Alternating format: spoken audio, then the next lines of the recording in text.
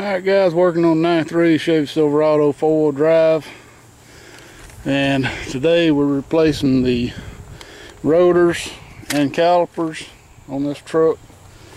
I've just got done replacing the master cylinder, and I'm hoping this cheap master cylinder ain't leaking. It looks like it might be coming off the side there, but anyway, I did have a little bit of issue with this nut here. Kept leaking. I finally got it tight enough to quit, but I got the other side done, so I thought I'd show y'all what's involved in this side. Now the sun's kind of behind me, so I'm not sure how the shadows are going to pick up, but anyway, this rotor is not in bad shape, but I found it's just quicker and easier just to replace them. I might keep these, have them turned, be ready to go back on. It does have a pretty bad scratch right here in this lower part right there. That's a pretty bad scratch. But anyway, I went ahead and replaced the other caliper because I rang off the bleeder screw a few weeks ago trying to bleed these brakes. So I'm not even going to attempt to try to bleed this one. I'm going to go ahead and replace the caliper since I've already bought one, and then we'll bleed it after we get it replaced. It's also a good time to inspect your boots on your CVs. You can turn them by hand and look at them and make sure there's no cracks. And if there are, it's a good time to replace them while you're down this far. You just take a nut off,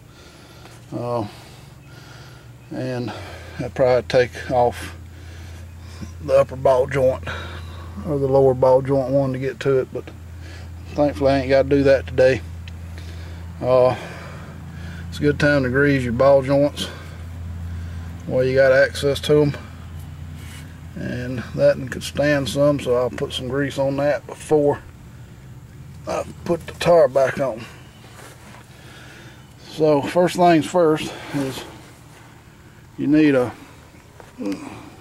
3/8 Allen. It's about most of the older GMs, this is what you need, a 3/8 Allen to get these brakes off. And the first bolt you're going to take off is inside this boot right here.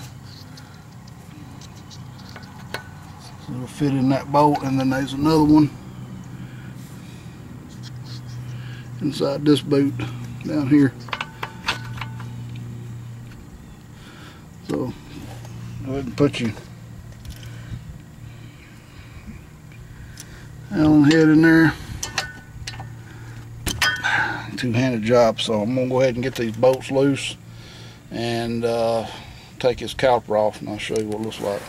Alright, so we got the bolts loose, and you just pull these bolts out.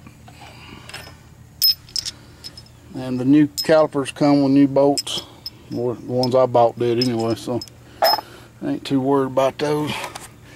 Now to get the caliper off, you're just going to kind of work it back and forth down here at the bottom, top. So I'll set you up on my knee. Not really.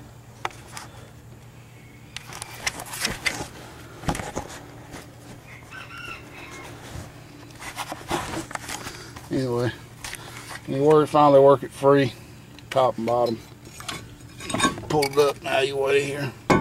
Now, since I'm going to be taking this brake line loose right here, I'm just going to leave it like that for the time being. Thankfully, my rotor is not rusted to the hub. It'll come right off. If you live up in the northern states, you might have fun getting that rotor off, because it will rust around this ring right here. And then you just tap on it, keep tapping on it, and tap on the back side, and eventually it'll come free. Alright, so the next step is we're going to go ahead and get our new caliper ready to bolt on, and I'll show you that inside. Alright, so basically here's my new rotor. And right now I'm just going to get my caliper. And the caliper is going to come with 2 new copper washers you'll need for your brake line. You will want to replace them. Chances of you reusing the old ones and not leaking are, you'd be lucky if you can get by without leaking. Now you see the bolts in here. They're pretty much greased. We'll have to push this little sleeve back in to gain access to the, put the caliper back on. And that sleeve's going to slide back and forth to allow the caliper to take up as it wears the brake pads down. So it's pretty important that it's greased. And if I didn't have it pre-greased, I would just use this Ultra Disc Brake Caliper Lube. It's a synthetic lube made for that. We're going to put the inner pad on. These pegs go down.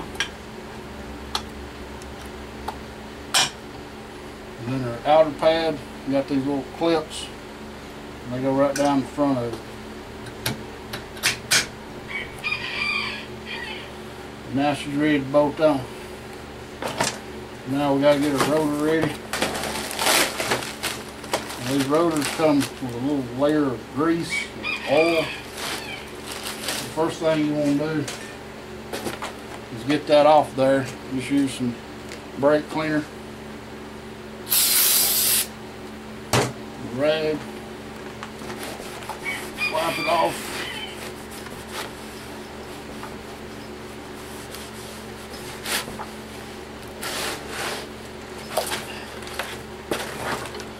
The other side.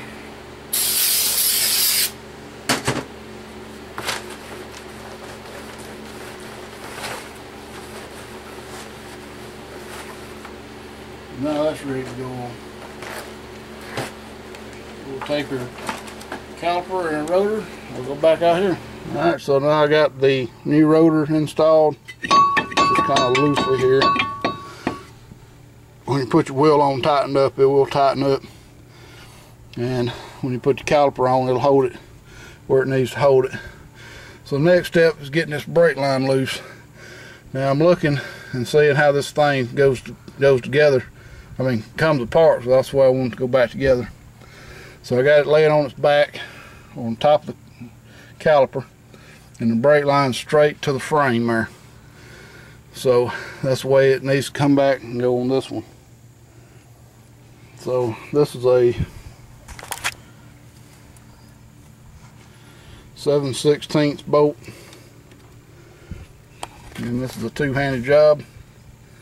And maybe I'll get the tripod and see if you can see it. Alright, so usually these brake bolts are pretty tight, so I'm hoping I can get it loose up here. My left hand side is very, very weak, so I'm gonna have to do something a little different here where I can get on with my right hand. Oh. There you go. Now lay it back down. I'm gonna get my copper washers ready. Y'all probably can't see from my arm.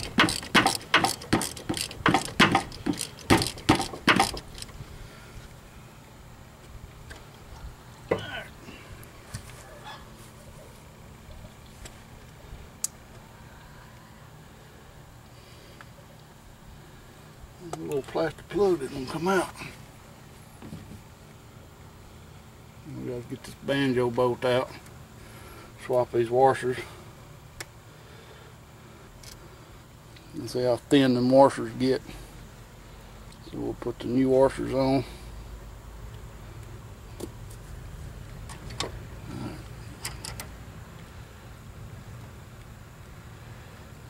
Get on there, sir.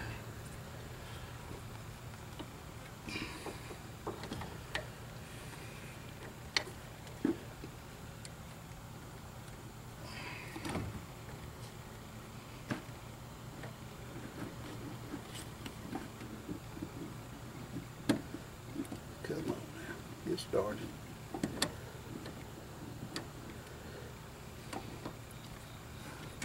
Don't act like it wants to start.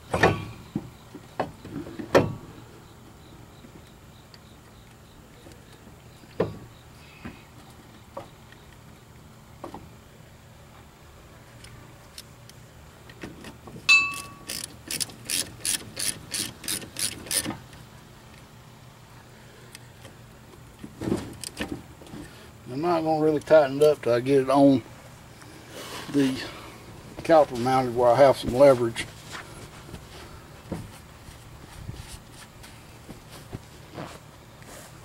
So the next step will be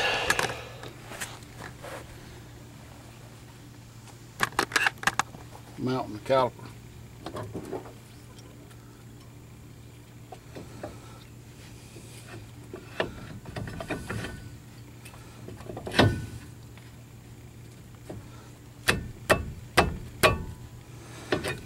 Too far down.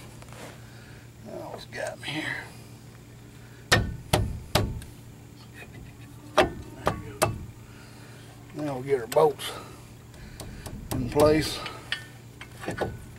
Maybe.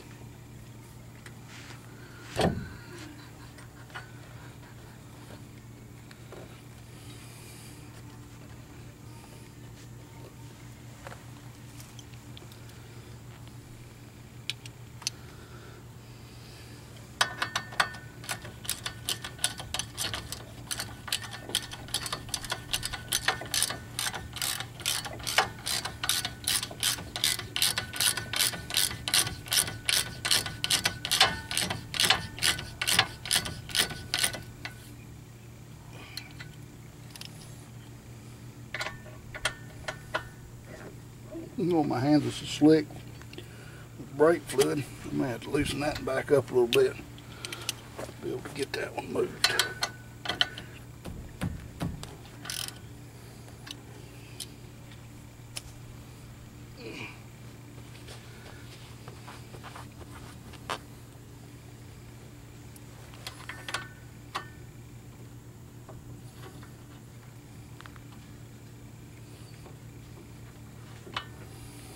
Leave them in the hole here.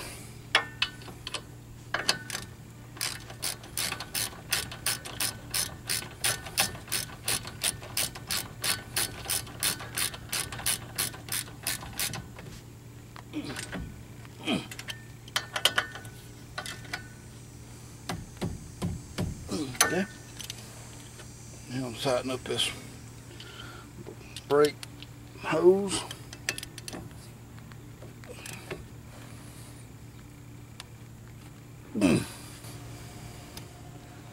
Now we're ready to bleed the brakes, and I showed you this trick in a different video. I just take a jar of old brake fluid.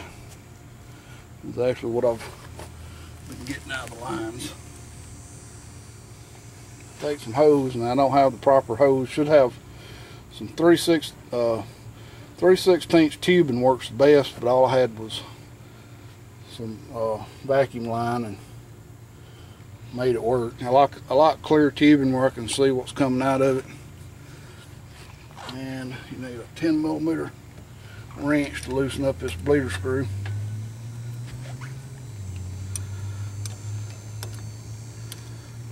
And we'll get the end of the hose into the jar and under the liquid. So you should be able to start seeing brake fluid coming out of that hose right there.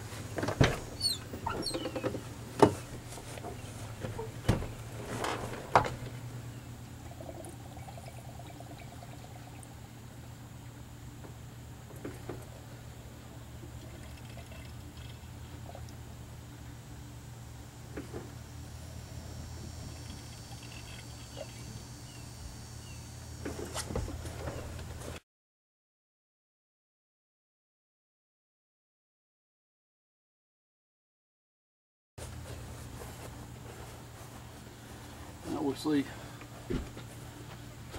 good brake fluid. Don't see any air bubbles. We'll close her up.